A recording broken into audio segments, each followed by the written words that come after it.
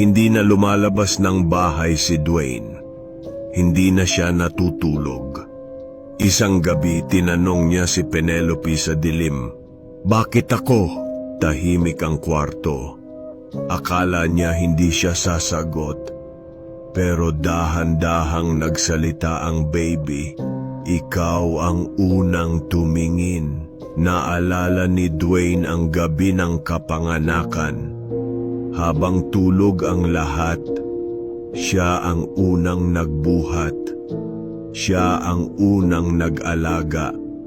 Siya ang unang nagbantay.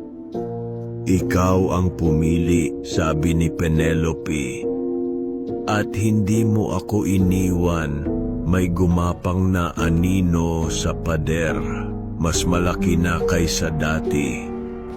"Kapag iniwan mo ako," bulong niya, "ikaw ang kakainin ko."